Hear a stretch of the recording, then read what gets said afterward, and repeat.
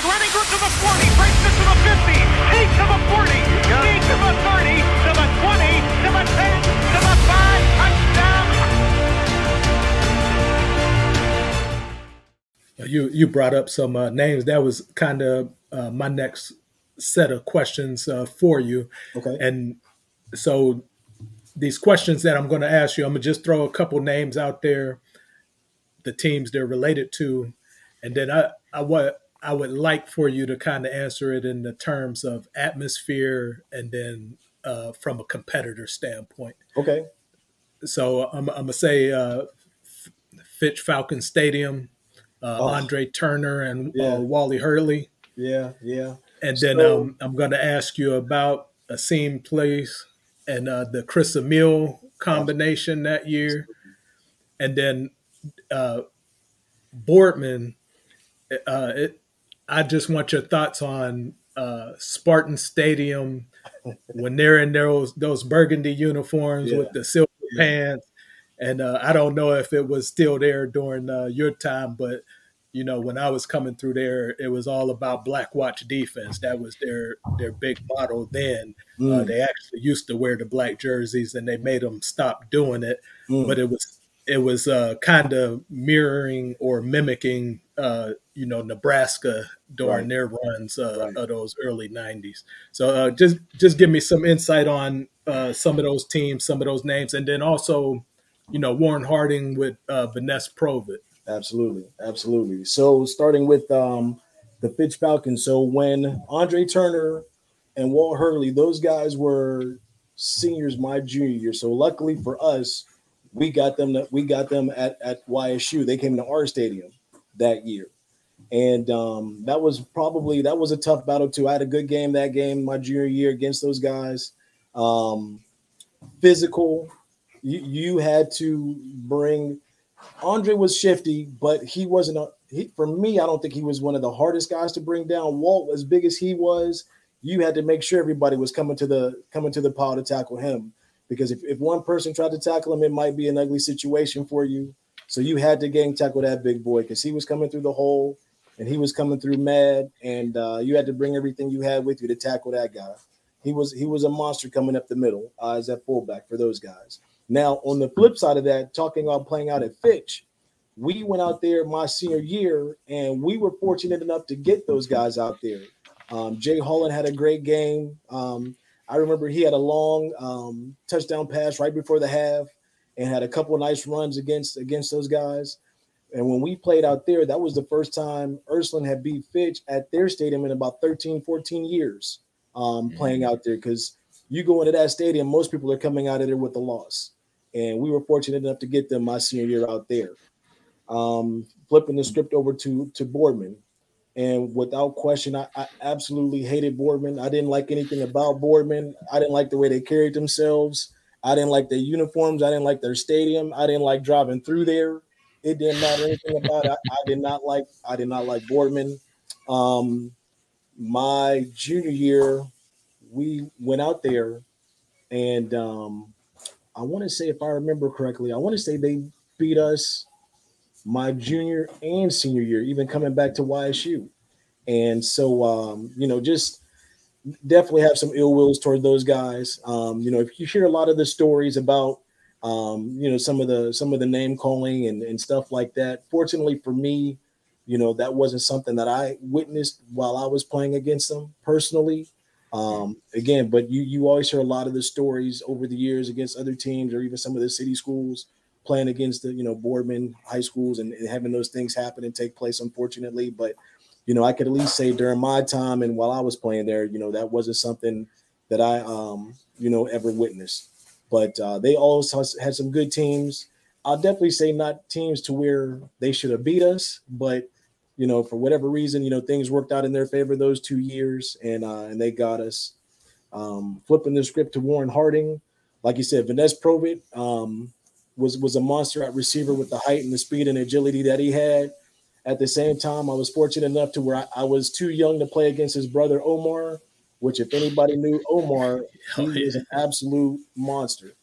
And I can vividly remember being out there. I think I was a freshman. We go out there, we play at Harding, And I can still see to this day Omar catching a one-handed pass on the sideline over one of our guys. It may have been Trevor. And Trevor even told me the story about how Omar got him one time and scored on him. But Omar was every bit of an athlete as there ever was that came out of the city, Youngstown Warren area. Great player. They've had some great teams over there. But we were fortunate enough to go out there my junior year. And Jerry Howe had a great game at quarterback, running a lot of option read plays, and he broke a long run against those guys, and we were able to hold on against them and beat them. But unfortunately, my senior year coming to Youngstown State, they ended up getting us at the Ice Castle. It was by a field goal. By a field goal. I mean, and Warren Harding beat us with the field goal. Yeah, they were blowing teams out that year, and honestly, I want to say I think our coaches, and I hate to say this, but I can't point to what the specific situation was, but there was definitely something that took place or something that was said to where I just felt like even the coaches, I don't think really expected us to win that game. And so I can remember Vanessa Provitt, he caught a pass on me down the field, and he didn't score, but he caught a deep ball on me. And they had, like I said, he went to Ohio State, and LaVelle Richardson went to Michigan State. They had a nice pair of receivers on that team. I want to say, I think the quarterback's name was Walt Turner, if I remember correctly. Turner, yeah, Walt Turner. Good athlete, solid quarterback, good speed. They had a running back. They called him the Chief. Physical. Damian Coleman. Thank you, Damian Coleman. He melted. I won't say any names, but he melted on ISO. Melted one of our linebackers. And as big as he was, it would not surprise me. I might have to see if I could go pull that tape out of the archives and check that out myself. The Chief, that's what we called him. And he was a monster. They had good teams, but again, not to where I felt like, they outplayed us. They won, but we had the horses to where we could have beat them. But again, they got us. It is what it is. But they got us that year. But again, only beat us by a field goal. In fact, our game against them was probably the closest game they had all season because they were blowing teams out that year without question. Throwing the deep ball to Vanessa all the time, scoring touchdowns on everybody. And that was one thing. Yeah, he caught a deep ball on me, but we still kept him out of the end zone. And that's one thing. In fact, now that I remember that my senior year, during the Coach Smith era at Ursuline, and if anybody knows anything about Coach Smith, he was one of the most hard-nosed, toughest strength coaches, and he coached all the DBs and running backs, and he always had us ready to play week in and week out. And one thing he always told us was my senior year, we were the only secondary to not allow a passing touchdown during his tenure at Ursuline. And really? Absolutely. And if any of you guys know Coach Smith, if anybody that's ever watching this runs across Coach Smith, he always told us he was going to get us a gift for being the only secondary to not allow a passing touchdown. We're still waiting on that. We're still waiting on that gift. So if anybody runs across him, let him know. We're still waiting. But yeah, man. So like I said, my senior year was myself playing left corner. Billy Rose was our safety, solid safety for us. Eric Duba was our physical corner on the right side of the ball, and not that guys were playing run and shoot on us like they are nowadays, but guys were still throwing the ball around a little bit at that time frame. But we were the only secondary during the Coach Smith era to never allow a passing touchdown. And now flipping the script, going back to Mooney. So Chris Emile and I have had the pleasure of knowing each other and playing against each other since we were kids, playing baseball at Gibson Field. And we always had battles against each other, playing championships against each other. Luckily for me, at Gibson Field, I got him more than they got us. But he got us his senior year when he was at Mooney, when I was a junior at Ursuline. But had some great battles with those guys. Same thing with Asim. Asim and I, grew up playing against each other at the YMCA leagues downtown, playing basketball, and in junior high when he was at St. Dom's and I was at St. Ed's, going against each other on the hardwood. And, we never played. I don't recall playing against him in football in middle school, not until we got to high school that we played against each other. But, again, have some great battles, have great respect for those guys, love those guys to death. I still stay in contact with them. Chris is coaching football now down at a school in the Carolinas. Asim is living down in Florida, doing well. So, again, not that we stay in contact through the phone, but through the luxury of social media, you know, we stay in contact and interact through social media quite a bit still to this day. But love those guys to death.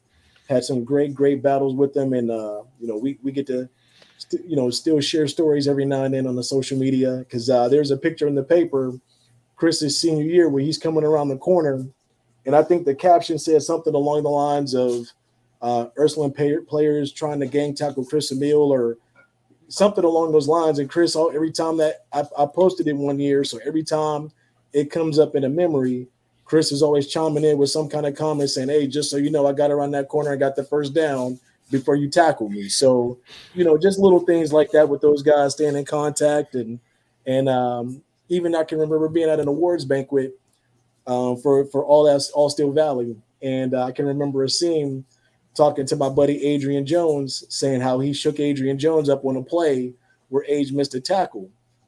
So just to try and help my buddy Adrian Jones out, I chimed in. I said, yeah, you may have got him, but I said, I can remember getting you, shaking you up a couple of times on a couple running plays, you know, that I had where you weren't able to make the tackle. I said, you're not going to talk about my man like that. That's my guy. So you're going to talk about him, but I'm going to get you back too. So like I said, it was always fun and love with those dudes, playing against them and battling against them. Still have great stories when we do run across each other, but those were some great battles, man. The Steel Valley was, you know, all love and respect for the City Series, because I had a lot of guys that I grew up idolizing and watching.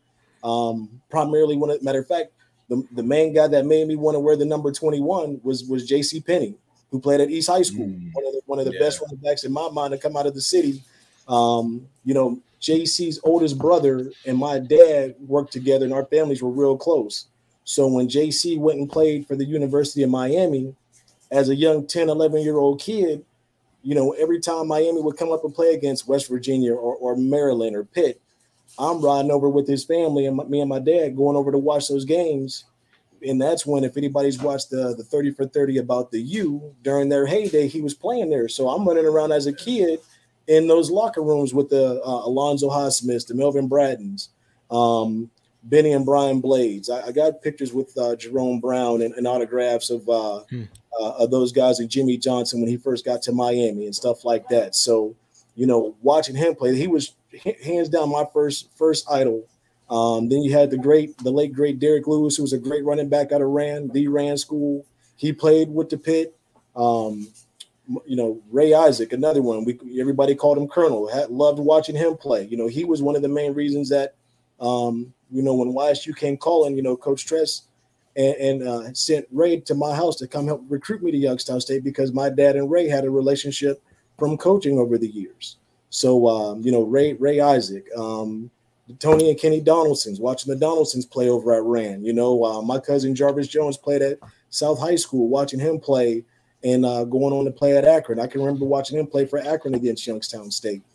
But so like I said, for me, playing football and having love for the guys in the City Series, but those Steel Valley years were hands down in my mind some of the toughest battles that we've ever had, and some great players came out of those conferences as well, man, without question. You know, you mentioned that 94, you know, your senior year, in it. For me, I thought defensively our team was really pretty good. I thought we were a very good defensive team, and you talked about the all SVC team. You know, you're on it. I think Santagata's on it. I'm on it. Guharic's on it. There's a lot of guys from a 5-5 team that, when you talk about Boardman, Fitch, Mooney, Harding, who was a champion, like on the defensive side, we had there's a lot of guys on that team. Absolutely. And what did that mean for you in terms of, you know, you play for the Knights, you play in, you know, in middle school, you kind of cut your path through your high school and it's finally your year, and then you finally achieved that SVC logo. How did that make you feel? You know what? I'll be honest with you guys, with you and Ron, man. My senior year, I'll be honest, I didn't know if I did enough to make it. I felt like I had a better junior year than I did my senior year, and I didn't make it. I was fired up that I didn't make it my junior year, because I thought I had a good year. That was, you know, I was coming into my own. Had a, you know, probably 3 or 4 interceptions my junior year. And, starting opposite of Trevor, that was the best thing that could have happened for me because guys were trying to stay away from his side of the field, so they were coming my way. So I was making a lot of tackles and plays and having interceptions and recovering fumbles and stuff like that. And I felt like I should have at least been worst case second team All Steel Valley going into my junior year. So when I didn't get the call for that, I was fired up, man. So that got me ready to go as a senior. I remember that year we went down to the North-South game. And I remember Trevor was supposed to play in it for whatever. Oh, he was getting ready for camp at Illinois. So Jerry Howe played in it. So myself, Coach Engel, Mark Engel, we went down to the game. And I said, you know what? That got me fired up to get ready to go play my senior year. And so, Coach Smith had me leading the way, in all the drills that year. And I was trying to do everything I could to help our team out on the defensive side of the ball. And like you said, fortunately, we had some solid players. Jared and Matt Guineri playing inside linebacker, Damon Dabney and Adrian Jones playing outside, Double, myself, and Bill Rhodes playing in the secondary. Laertes playing on the D-line with Dan York and some of those guys. Dave Kuharik, may he rest in peace, was a great player for us on the D-line. So we absolutely had some monsters on the defensive side of the ball, and I think that's what kept us in majority of the games that we played in. And I can vividly remember Coach Engel calling my house, and he says, "Hey," he says, "What you got going on?" I'm just, sitting around. He goes, "Well, I want to tell you congratulations." I said, "For what?" I said, "What's going on?" He said, "Well, obviously you didn't see the paper this morning."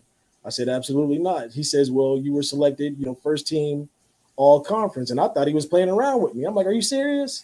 He's like, "Yeah." He's like, I'm being completely honest with you. Congratulations, you made first team." And like I said, man, I honestly didn't feel like, I think because how it was my junior year where everybody kind of stayed away from Trevor, so they were coming my way, gave me more opportunities.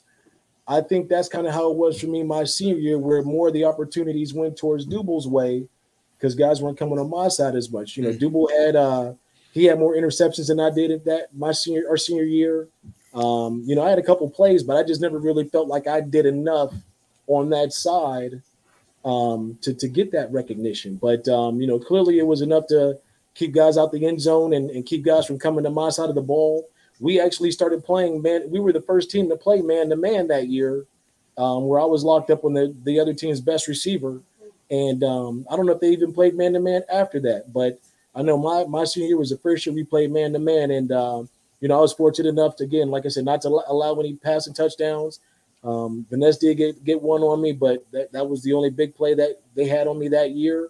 And I was fortunate enough to keep everybody out of the end zone. And, maybe that was enough recognition for everybody to realize that from the standpoint of, hey, he's playing man-to-man and they're not getting anything down the field on him. And, I didn't look at it that way, but apparently that's how I guess some of the others saw it.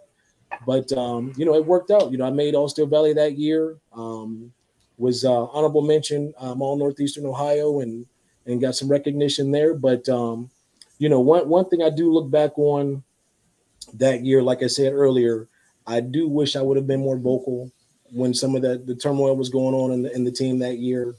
I do wish I probably would have played more with a chip on my shoulder. But like I said, that just wasn't my makeup. My thing was whatever we needed to do to win, wherever you needed me to play to win, that's where I was going to be and that's what I was going to do. And, that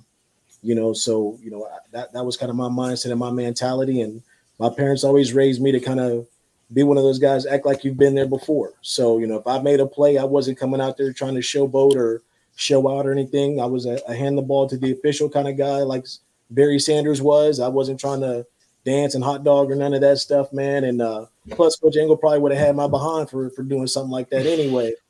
But like I said, man, I was just doing what I could to help us win and having the ball playing out there with guys like you and the rest of the brothers on the team, man. That's what it was all about for me coming up.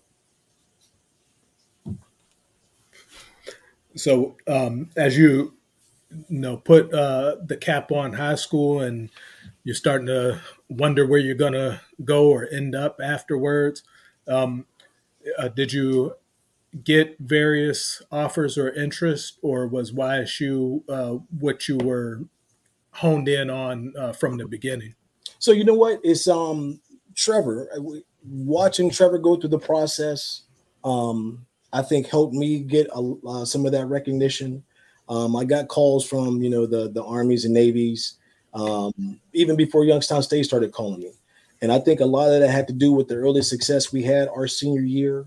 Because one thing I used to always ask Trevor was, how do you know when these teams truly have an interest in you? Because it was all new to me.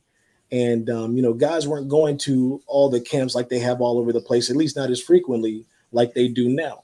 So Trevor was always telling me while he was at Illinois, he says, when they start calling you or when you start getting a lot of handwritten letters, that's how you know that there's a serious interest.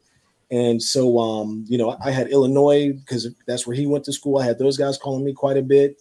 I had a couple calls from Kansas. I had a lot of letters, handwritten letters from Tennessee. I even had a lot of handwritten letters from Michigan. The difference was, though, with Michigan, they always wanted me to come up to their camp to get a closer look at me versus just giving me a true opportunity from an offer standpoint. But with the way things kind of tailed off towards our senior year, we started out the gate strong. A lot of those schools were calling and sending letters, and then we started to kind of go on our downslide.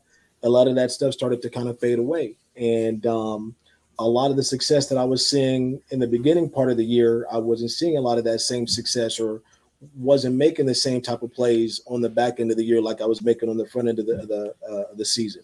So I can remember Mark Snyder calling me, he's talking to me and he's telling me, he says, Jabari, he's like, I'll be honest with you. He's like, I didn't think you were going to be here. We found out that, we had an opportunity to get you. He said, we jumped all over it. Coach Tressel came up to the school. Coach Engel called me out of class. I'm sitting there talking to Coach Tress. He's sitting out there with his, black trench coat on, talking to me. And I just remember him. I thought for whatever reason before I met him that he was a taller individual. I felt like I was already as tall as he was at that time. And I had a chance to talk to him when he came up to the school. And, they brought me down for a visit. And there were some other smaller schools that wanted me to come up for visits. But when things kind of went by the wayside with some of the larger D1 schools, and that's where I started turning my focus to Youngstown State. Ray Isaac came to my house and was sitting in the living room talking to my mom and dad about, why she wanted to make me a offer for a full ride. And, the rest was history. Like I said, Coach Snyder brought me down there, had me coming down every weekend to the games that they were at home. Coach Haycock, again, was a defensive coordinator at the time. He was, calling me and having me come down to the games and talking to me. So after watching those guys play in our backyard and playing in 4 straight national titles versus some of the other small Division I schools that were maybe going to, a Liberty Bowl, one of the smaller bowl games. I'm like, man, I'm not trying to play in no small bowl game like that. If it's not one of the bigger bowls, I'd rather play for a national title. And so when YSU started being serious with me and coming up to the school and calling, that was all it took. I got down to the visit. Coach Tress had me in his office and was talking to me. And like I said, he was telling me from day one, we want to bring you in, we want to redshirt you. But if we get the opportunity, if we have an opportunity where we have to play you, that's what we're going to do.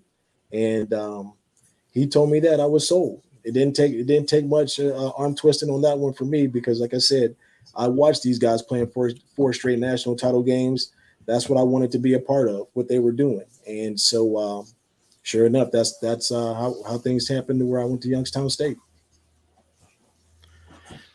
So let me ask you this, and I think everybody during that time in the whole Mahoning Valley watched what happened with YSU and the national titles, and everybody kind of jumped on board with that. But for me, I growing up on the north side and only being a few blocks from Stambaugh, then going to Ursuline, like, I don't know. I think there's a different connection for me. You know what I mean? Like there were some basketball players that lived right next door to where I lived. Sure. I just felt like those were the guys that I always idolized. Mm-hmm. Those were kind of what did it feel like for you growing up on the north side, being an Ursuline guy, and then having the opportunity to go play really, a mile down from your house, right. Or so. How did that feel? It was amazing, man, because just like you said, those were the guys that you idolize just like I did. You know, I'm watching, you know, Leon Jones, who kind of like how everybody down here looks at the Ohio State guys like the A.J. Hawks and the James Laurinaitis and the Troy Smiths. That's how I was looking at, you know, Leon Jones, Jermaine Hopkins, Trent Boykins and stuff like that. And, you know, it was an honor and a pleasure to be able to go down there my freshman year, and especially with that senior class that were when I was a freshman, knowing what they were a part of, and to be able to line up in the huddle with those guys and make tackles with Leon Jones, who was one of the greatest linebackers to ever come out of Youngstown State, to be able to line up and you know, make tackles and get in the huddle and line up with Jermaine, the late great Jermaine Hopkins. You know, playing along those guys, the Tom Dillinghams, those guys were, in my eyes, absolute monsters. And just to be a part of it, man, I mean, when I'm in the huddle with those guys as a freshman, my eyes are like this big because I'm like, am I really in here with these dudes, you know, as a true freshman, you know, because like I said, I wasn't really expecting it. I knew I was ready for it because Coach Smith got us prepared to be ready for something like that. But I didn't really expect it that year because of the way the coaches were telling me they wanted to redshirt me. And lo and behold, we had a couple similar to Ursuline, had a couple injuries where guys went down in the Kent State game. Here I am starting the home opener my freshman year against Stephen F. Austin as a true freshman, you know, huddling up with these dudes, playing at the Ice Castle with the Block Y on my helmet. And, you know, just trying to emulate and represent what they were able to do all those years prior to me getting there, and trying to do what I could to, you know, add to that legacy as well. So it was great, man. One of the best experiences being able to ride on the bus. I can vividly remember those guys telling me, hey, appreciate what you have in front of you, because a lot of freshmen don't get to ride on the first bus with these guys. You know what I mean? That's not something everybody gets to do coming in and playing right away as a true freshman. And so I enjoyed it. You know, had some great times down there, even with the injuries, had some great times, but, and played with some great guys. We had a couple guys that played in the NFL.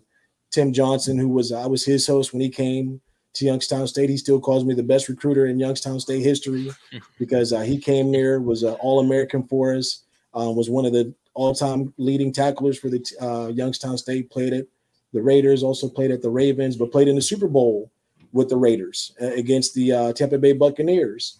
Who else? Russell Stuvance, kid out of McKeesport, Pennsylvania. Younger kid, you know, great player, good speed, was a solid physical player. You know, he was younger than I was, but he was able to go and play with the Steelers on their Super Bowl team when Jerome Bettis was in his last year when they played in Detroit. So, you know, still staying in contact with those guys. We just a couple months ago had our 25-year anniversary of our 97 national title team. So it was great just being able to catch back up with those guys, reminisce over some of the old days, and, you know, just be around each other. And that's the one thing people always ask me now, do I miss the game? And I don't necessarily miss the game as much, because when I watch football on TV now, the game looks violent to me. So from that standpoint, I'm like, okay, yeah, I don't miss that part of it, but just being around all the guys, the camaraderie, being around one thing Ohio State talks about all the time is the brotherhood. And for people that weren't a part of a program, they don't necessarily understand it, but being a part of a program like a Ursuline or Ron, like you're a part of a Cheney program, knowing those bonds that you build with those guys, putting in the blood, sweat, and tears from the early days and during two-a-days and sometimes triples, and going through all the training camps and the road trips and stuff like that, man, building those bonds over the years. That's what it's all about. And, you know, being able to go back home like I was for that 25-year anniversary and playing with those guys that I looked up to before I got there was an absolute blessing. Absolute blessing. Yeah, when you talk about that brotherhood and those bonds, you know, once you get to that age where you're able to look back and, you know, assess things, and, you know, for some people it goes as planned and you reach all the goals and exhaust yourself. For others, you know, some people get a cup of coffee, some people, their career ends with those unfortunate injuries, or you don't get that resolution and that satisfaction. But the one thing that you don't forget is, you know, the friendships that you make along the way, and then, you know, some of those things that happen outside of even the lines, Right. those are the memories that kind of stick in there the longest and the hardest. And, you know, it's a special privilege to, you know, have that opportunity, regardless of what level it is 100%. or how well your team does or does not do. You know, for those that never have that experience, they don't really understand, you know, how much work is put in there, how much time is invested in there. And, you know, it's only a select few that get to go through that process, have that experience, and be able to connect with others that have been able to do the same thing. And you kind of just understand it without even saying it. So when I'm hearing you bring up those names and those times and those experiences, you know, it just puts me in the same frame of mind in that space. And those were some of the best days of my life. And you just know you're not going to be able to duplicate those again. So you have to hold on to them as memories. It's the truth, man. It's the truth. Because I tell people to this day, it doesn't matter whether you're playing D1 or 1AA, which it was called for us at the time, or D2, D3, D4, whatever. If you're able to be a part of something like that, regardless of the level, you're doing something right. And it takes a special person to be able to do that, because that's not something everybody can do. You know, and that's not something everybody has the privilege to be able to participate in. So just to be able to have those opportunities and to build that bond with your teammates over the years and go through the blood, sweat, and the tears of everything, man, it means something. And so when you come get the opportunity to come back around and see those guys and just, you know, flash back on, like you said, those moments, not even in between the lines, but hey, remember this time at so-and-so's house when we were partying and blah, blah, blah, and this, that, and the other happened, or, you know, just hanging out and we saw this, that, and the third, you know, just, you know, that means something, you know, and that's something nobody can take away from you. And like I said, again, it doesn't matter what level it was that you played in, but just to be able to have those opportunities, that means something. That absolutely means something. Yeah, and to that point, you know, it's been, I don't know, 30 years, 25 years since we've spent a little time together, and you know, the fact that you share a little bit of that experience, you can kind of pick up right where you left off because of the things that have that you've been through. And I think that's, you know, unique to the sports arena, the experience arena. Right. You know, I kind of have one more question, and you know, so, and this was what I was thinking about at the very beginning of when we started talking. You know, you said every kind of team that you've been on has been in, you know, a success or winning or approaching a championship and so on. And, you know, I think back to, you know, your success in junior high, you know, your success at Ursuline, you know, you're in the playoffs in high school, you go to, YSU and you're involved in a national championship. And I think 2 runner-ups. We won my sophomore year in 97, and then we lost my senior year in 99. Okay. So, you know, you go to another great experience. And so for me, like, I was thinking about this. How did that experience of winning at a high level, being successful at a high level, being around a Coach Angle, being around a Jim Tressel, being around a John Haycock, translate into the success of your life now, kind of as a man, as a father, as a professional? Good question. The biggest thing I would probably say to that is just the dedication, the work ethic that it takes to be a champion, because it's not easy. The drive and the determination that you have to have, but also too just the leadership. You know, if you have good leaders, and if those guys can, you know, motivate you to get everybody on the same page, there's no telling what you can accomplish. And you know, I try and take that team mentality. You know, that's one thing that all those teams that I played a part of had in common. It was never about one individual. It was all about us coming together as a team, regardless of what it was, whether it was my T-ball team at the first year I played at Gibson Field, all the way up to, you know, our national title team at Youngstown State in 99. It was about everybody coming together as a team, playing for each other. It was never playing about the individual, because when you played about the individual, that's when things start to go awry and go downhill for you. And so I feel like, some of the teams that I was a part of, some of that I think played a part in us not doing as well as we could have in some of those instances. But for all of the other teams, just to kind of run down the list real quick, when I played at Gibson Field, my 2 years at T-ball, we played in the championship game both years. We won my first year, lost my second year. You go down the hill to the 9 and 10-year-old age range. We played in back-to-back championship games, won them both. Then we move up to the big field, the 11 to 13-year-old group. My first year at the big field, we were the youngest team. We ended up coming in third place. Then my last year at Gibson, we went undefeated and won it. So that was all my time at Gibson. Then fast forward to playing Little League for the Northside Knights. We were 5-0, won the championship there. Northeast Catholic, 7th and 8th grade year. We lost one game in 2 years. Won the championship back-to-back there. Ursuline, we were co-SBC champs my sophomore year. And now, granted, we didn't win the championship my junior year or sophomore year, but had a successful team where was a part of the very first team to ever make it to the state semis at Ursuline. Then, had some dissension amongst the team, unfortunately. Our senior year, we went 5-5. We didn't have a losing record, but we were 500. Then get into Youngstown State. We just lost a lot of leadership from that team the year before in 94. So coming in 95, my freshman year, we were 3-8. That's the only losing team that I was a part of. My second year, we were 8-3. Should have gotten the playoffs that year. We were an independent team, so the NCAA didn't. I say the NCAA kept us out of the playoffs because we knew if we would have got in, we would have caused some damage. But we were 8-3, didn't get into the playoffs my sophomore year, and then going into 97, that was our motivation. And we joined a conference in the Gateway. We made it through the Gateway Conference, won the national title 13-2 my junior year. Going into my fourth year, because those 2 years I'm set 97 to 98, dealing with the shoulder injuries. So we were 6-5 my fourth year.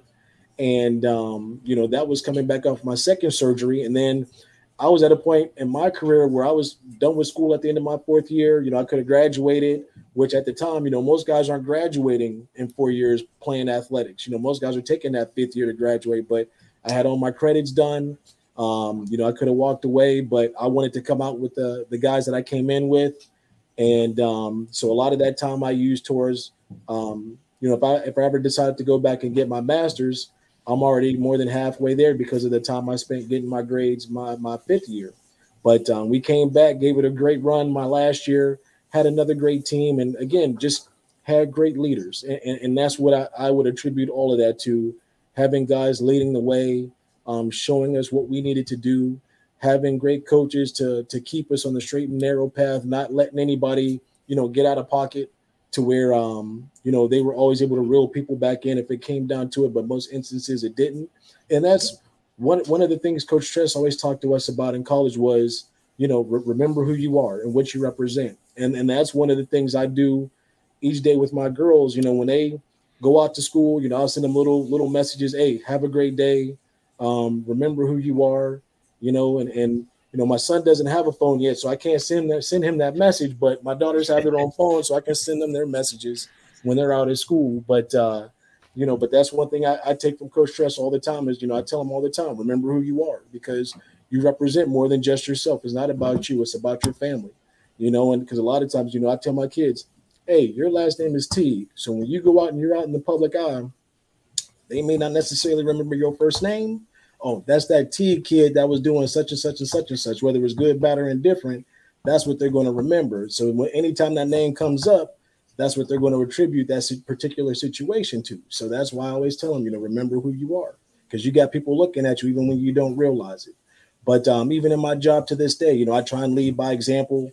I'm not going to ask my guys to do something that I wouldn't necessarily, do myself. I'm going to roll up my sleeves and get dirty right there with them to show them, hey, this is the way we want to make things happen, and try and show them by example. This is what it takes to be successful, and we had those coaches that did those things for us, and that's what I try and emulate, whether it's with my family situation or even from my job standpoint.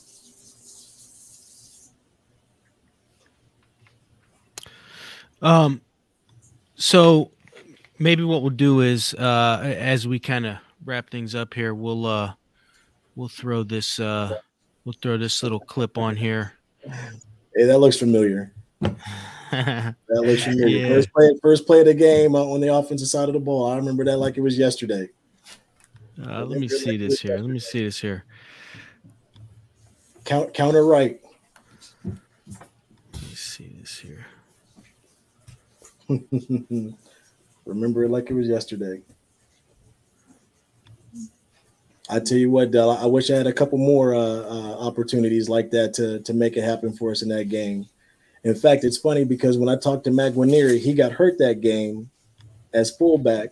And every time I see Mac, the first thing he tells me is, if I wouldn't have got hurt, we would have won that Mooney game, right? Because every time I see him, that's the first thing he says to me all the time. Yeah, he hurt his ankle, I think. He sure did. I think he rolled his ankle on that one. Absolutely. Yeah. Absolutely. So I'm gonna let this. I think this is the start. This is the start of the first couple plays here. That's just 30. That's 32. That's just inside ISO. Almost popped that one. Yep. Wolford running around getting pumped up. There you go. I'm gonna put Caparanus on this one. All right. On the play, they did not put him on that cart. He was escorted off the field, but was putting no pressure on his left leg. So we probably won't see Scott Malachen in this game again. Here's Jabari Teague, right side, running group to the 40, breaks it to the 50, Teague to the 40, Teague to the 30, to the 20, to the 10, to the That's Mike Hughes coming up behind me. Mike Hughes has some good speed, man. Mike Hughes was fast. Long strider, he went to Akron, and they had some great athletes on their side of the ball, man, but had great blocking up front with you guys paving the way, and all I had to do was hold on to the ball and get to the end zone as fast as I could, man. You guys led the way for me, so you guys made it easy. I think I seen a couple hooks go up there at the end there. You know what? It's funny, too, because with all that being said, that was probably the only time in my career I really got out of pocket. And the real crazy part about it is I can't let none of my guys see that because I'm an alpha. So I'm the Q, so I can't even let my guys see that. But yeah, man, it's funny because during that time frame, I want to say there was a back from Florida. Was it Eric Rett? Emmett Smith. Eric Rett. Emmett Smith. I don't think Emmett Smith did it as much, but I remember Eric Rett doing that all the time when he played at Florida. It was a Q. It wasn't Emmett. Emmett's a Sigma. So I want to say Eric Rett did it all the time, and I just remember him throwing up those hooks, man. And I remember I threw him up, and Eric Dibble came down. He was throwing them up with me, and hey, we were just wilding out at that time, man. Being young and having fun. That was what it was about. Just trying to do it for my guys, and trying to have a good time. And we got guys crashing stuff up here in the kitchen, so excuse us. But yeah, man, we had a ball. We had a ball playing together, man. I wouldn't change any of that for anything, man. And it's absolutely, like you said, some of the best years of my life, getting the opportunity to play out there with those guys in Dallas and a lot of the other guys in the green and gold, man, and to be able to go on and do it in the red and white at Youngstown State. Had an absolute ball. Wouldn't change it for nothing. Injuries and all.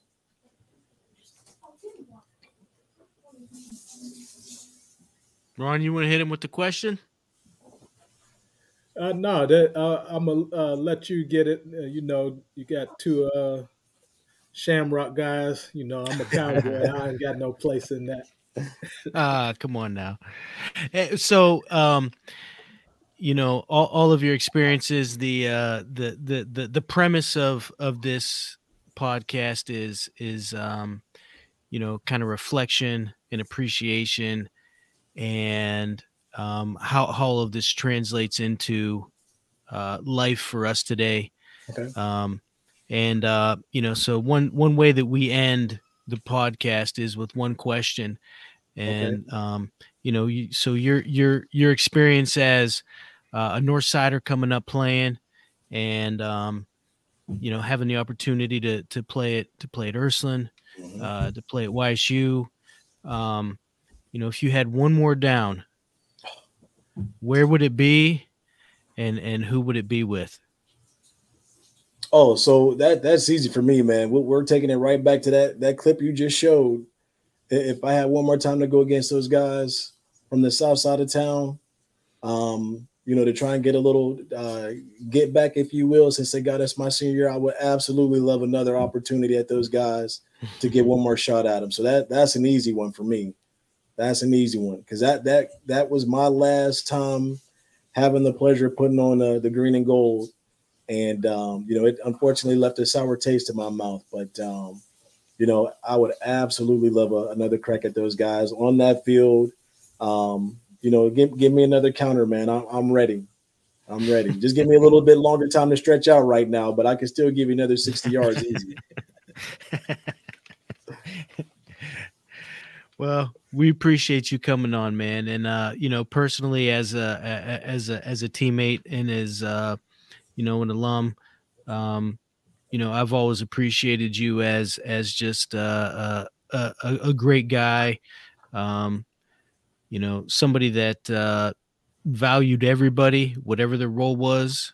And I think that it's easy to value the players and respect other guys on the team that you're counting on. But even those down the line guys that really don't contribute, you made them feel valuable. And I think that probably speaks a lot to your success today, in your professional life. So I just want to thank you for being that guy as teenagers when we were growing up and still being the same guy.